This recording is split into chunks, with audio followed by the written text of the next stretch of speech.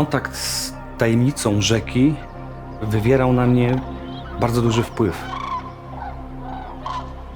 Był to największy wpływ w moim dzieciństwie. Marzyłem, śniłem o wielkich rybach. Wraz z moim ojcem jeździliśmy wędkować. Zabierał mnie jako kilkuletniego chłopca nad brzeg Odry. Pamiętam jej szmer, pamiętam jej zapach. Oniryczny, wręcz magiczny świat w moich wspomnieniach. Ten świat umiera. Nasze ukochane rzeki są zagrożone. Moją misją jest uratowanie przynajmniej tej, nad którą się wychowałem.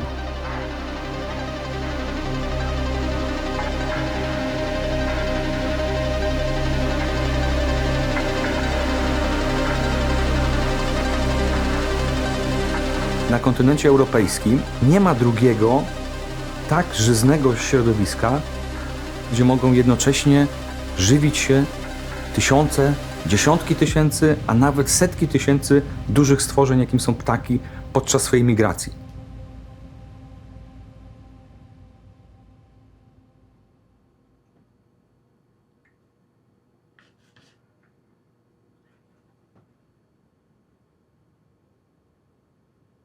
Nazywam się Piotr Hara, pracuję w Fundacji Zielonej Doliny Odry i Warty, która za zadanie stawia sobie aktywne działania na rzecz ochrony nadodrzańskiej przyrody.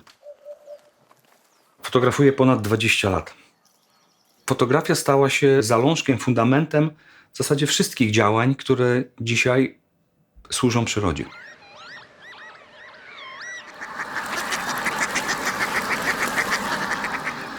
Byłem świadkiem wielu takich dramatów przyrodniczych. Zarówno pięknych, budujących chwil, niosę ze sobą tym samym jakąś odpowiedzialność. To jest w ogóle takie hasło, które staram się często ludziom przekazywać. Zadaję pytanie, czy kochasz swoje dzieci? Oczywiście każdy odpowiada, że tak. To dlaczego tak niewiele robisz, żeby ten świat im przekazać? Jak ja się mocno cieszę, że się wykluły pisklaczki. O, tak się cieszę. O tak się cieszę. Tak się cieszę. Odra jest rzeką przepływającą przez centralną Europę. Łączna jej długość wynosi nieco ponad 850 km. Źródła ma w Czechach, przepływa następnie głównie przez Polskę, graniczy z Niemcami, docierając ostatecznie do Bałtyku. O tym, jak wyglądała Odra kiedyś. Wyglądała po stokroć ciekawiej. Płynęła wieloma meandrami. Dolina Odry zajmowała kilkanaście kilometrów szerokości. W samej jej dolinie zachowały się bardzo cenne siedliska przyrodnicze. Działania fundacji obejmują powstanie bezpiecznych lęgowisk. Są to platformy lęgowe, duże wyspy, na które nie mogą wejść drapieżniki. Są to mniejsze talerzyki wiklinowe, które lokujemy w takich miejscach, gdzie drapieżników zwyczajnie nie ma. I drugim takim obszarem działań jest ochrona siedlisk, mokradeł. Nie udałoby nam się ich zrealizować, gdyby nie udało się wcześniej zarazić entuzjazmem szeregu ludzi po drodze. Gdybym miał wymienić wolontariuszy, którzy najbardziej przyczyniają się do skutecznej pracy, to będzie moja rodzina.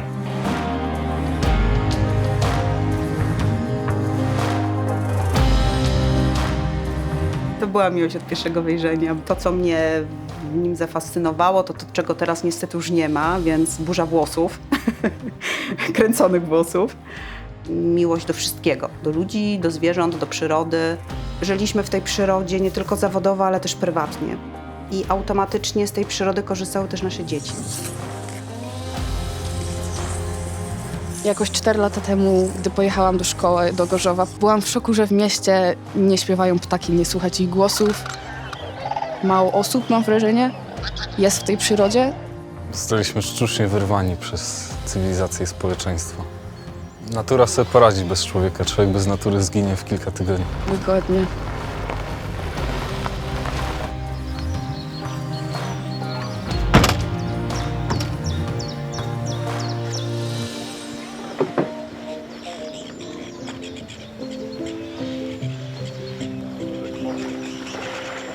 Patrz jak bobry.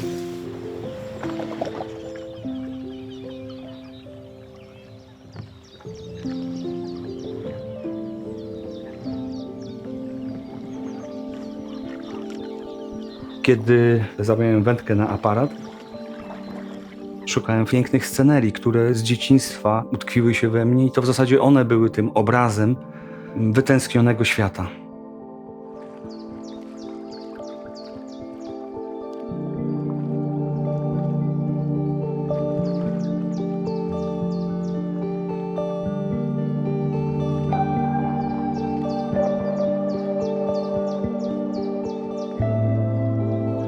Nie chcielibyśmy na pewno, aby takich miejsc zabrakło naszym dzieciom.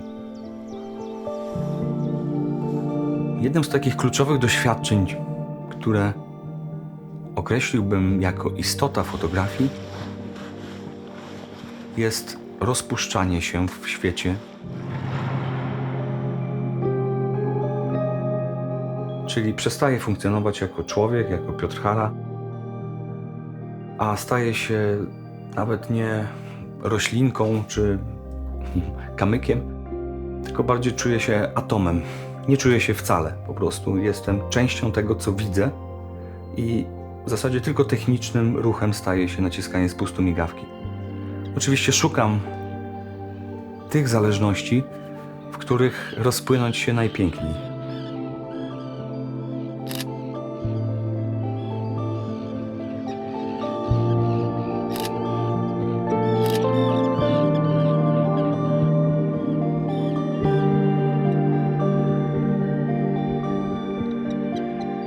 Piękno, którego doświadczam fotografując, znika.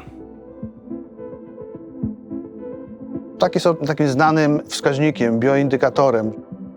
Jeśli znika jakiś gatunek ptaka, to znaczy, że coś dzieje się złego z całym ekosystemem. Jesteśmy nad jednym z ostatnich nadodrzańskich rozlewisk.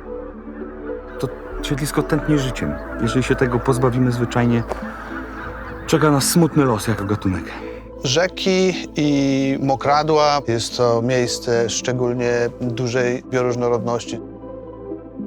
W płytkiej wodzie bardzo szybko namnaża się fitoplankton, za fitoplanktonem zooplankton, składają swoje jajeczka ryby, płazy, pojawia się cały łańcuch pokarmowy. Są to potężne akumulatory dwutlenku węgla. Pochłaniany przez rośliny w procesie fotosyntezy dwutlenek węgla na bagnach nie wraca już do obiegu. Jest akumulowany w błotnym, beztlenowym środowisku, gdzie martwe szczątki roślin zamienione są w magazynujący węgiel torf.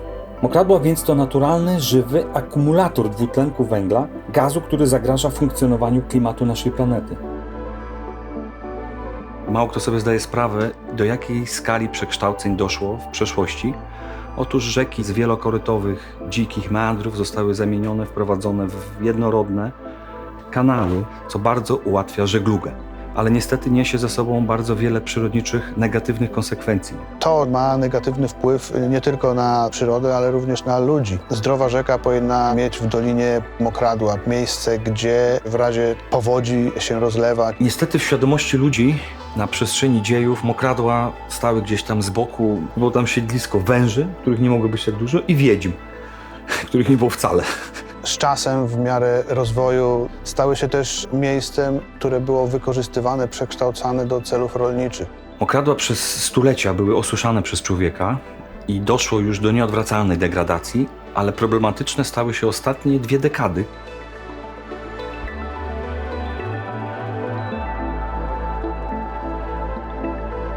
W wyniku zmian klimatycznych obserwujemy gwałtowny spadek poziomu wody w Odrze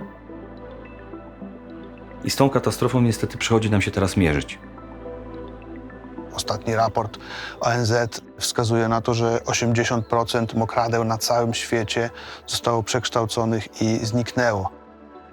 Tam jest trochę jakiś taki obszar, gdzie trochę kaczek siedzi. Tak, jeszcze miesiąc temu, Dominik, woda się rozlewała tutaj, 15 razy większą powierzchnię miała. Tu nigdy nie było ptaków, było zaglądane. Tak, to było wszystko jedno wielkie jezioro.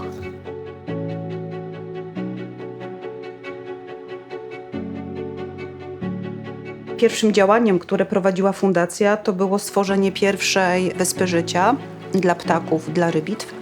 To oczywiście odpowiedź na obserwowane zagrożenie Na Odrze nie występują łachy rzeczne, takie wyspy piaszczyste pośrodku rzeki, na których gnieździ się specyficzna grupa gatunków ptaków. I to, co robi Piotr, to jest, można powiedzieć, tworzenie takich małych ark Noego. Było to rzeczywiście nowatorskie przedsięwzięcie. Skorzystaliśmy z gotowych konstrukcji. Były to wojskowe pontony. Tworzyły 100-metrową platformę, którą wystarczyło wyposażyć w wystający nad wodę parapet i oczywiście ściankę oporową, aby pisklęta nie wypadały. Już w tym roku, kiedy zainstalowaliśmy wyspę, na tej jednej wyspie gniazdowało 49 par. Były to rybitwy rzeczne. Na koniec sezonu odleciało z tej wyspy około 100 piskląt. W przypadku tych dwóch wysp gęsto zasiedlonych mieliśmy taki problem, że brakowało skrawka bezpiecznego lądu naturalnego w pobliżu. Pisklaczki, jak uczyły się latać, wpadały do wody, ginęły. Przeniesienie tych wysp spowoduje, że już na zawsze wszystkie pisklaczki będą mogły odbyć bezpiecznie swój cykl nauki latania. Gdy wpadną do wody, wypłyną na bezpieczny ląd, wyschną, wrócą z powrotem na lęgową.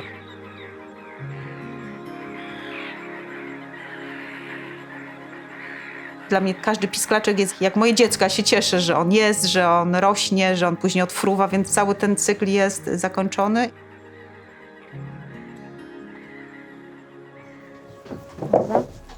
Trzy są łącznie tu, tak?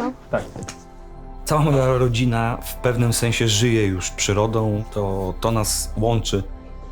Tu trzeba zrobić pętelkę na końcu. Dzisiaj Piotr ma więcej entuzjazmu, więcej energii. Nakręca go to, jakie są efekty jego pracy. Zaraża innych ludzi. Kolejne pokolenia łapią bakcyla, widzą w tym sens. Bardzo dobrze. Kontrola jakości? Przeszło. To jest piękne, bo to się będzie dzieć dalej.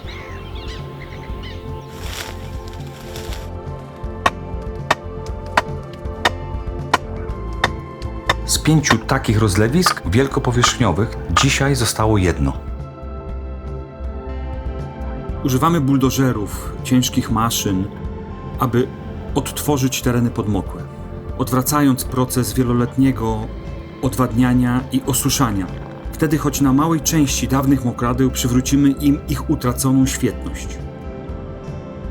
Walczymy obecnie o utworzenie rezerwatu na tym ostatnim rozlewisku. Nie jest to proste przedsięwzięcie, niemniej jednak wiele wskazuje na to, że będziemy wkrótce świętować zachowanie na zawsze już tego skarbu. Najlepiej działać lokalnie. Im więcej osób będzie działało lokalnie, tym globalnie bardzo dużo rzeczy się pozmienia. Cieszy mnie to bardzo, że to młode pokolenie dostrzega problem, utożsamia się z nim. Jeśli miałbym mieć nadzieję dla ludzkości, to upatruję ją bardziej właśnie w tych młodszych dzisiaj pokoleniach. Marzy nam się coraz więcej miejsc lęgowych, więcej terenów zalewowych, żeby to, co można najmniejszym kosztem przywrócić do stanu, który był tutaj sprzed 300 lat.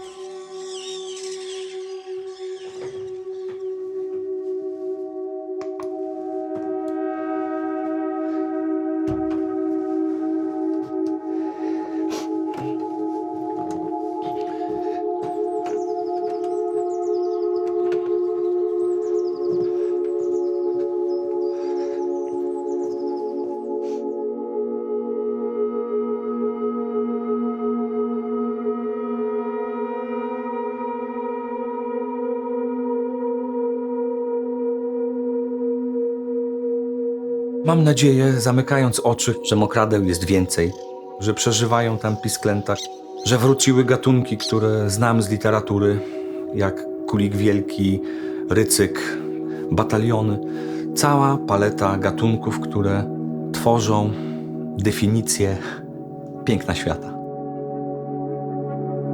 Naprawdę bardzo bym chciał, aby tego rodzaju skarby, jak rozlewisko czy dawna delta, wciąż mająca wiele cech naturalnych, została na zawsze dla potomnych.